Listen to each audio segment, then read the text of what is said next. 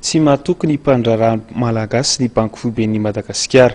Io no nambaran'ny mpaitoekarena Hugues Johnson raha nitondra ny heviny momba ny fampiakarana ny tany fampindramam-bola ivony ny tenandeo jerentsika ary ny akombavao. Nanazavy Hugues Johnson fa ny fampiakarana ny tany fampindramam-bola ivony dia mariky ny tsy fahatokisany banky foiben'ny Madagasikara anireo mpandrarah malagasy. Ny fampiakarana ny ata io dia ampiakatra ihany koa ny ta eo anivon'ny banky tsotra, azany dia hiteraka fahasairana ny mpandrarah malagasy satria tsy afaka ny ampiasa vola betsaka izy ireo.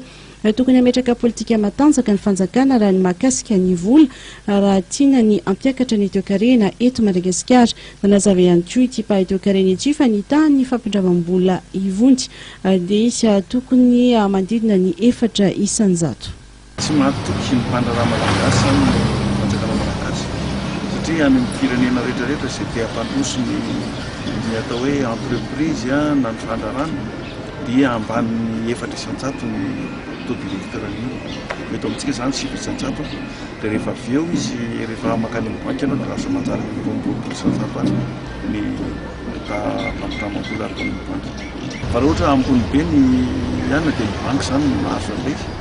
Dia ny banky moa izany eto Madagasikara tsy banky gasy fa banky vazaha dia izany zavatra izay izany tokony hijerena amin'izay ahoana amin'izay no tena hivolan'ilay malagasy ao anatin'ny fandrarana aram-bola dia ahoana ny ahafahan'ilay fandrarana aram-bola mampirindra ny famokarana rehetrarehetra. Izay no tena zavatra ankizabe. Fa io izany mila azo lazaina hoe politika amin'ny vola matanjaka izay mipetraka amina politika amin'ny toe-karena mirindra tsara ahafahan'ny misehatra rehetra mampandroso ny raha.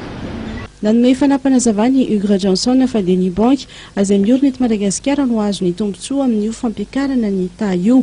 Nampatsiahy izy fa tsy gasy ny tompon'ireo banky ireo. Nanazava ihany koa moa izy fa any amin'ny tany mitady ny androsoan'ny orinasa dia eo amin'ny 4 isanjato eo ny tany fampindramam-bola ivony.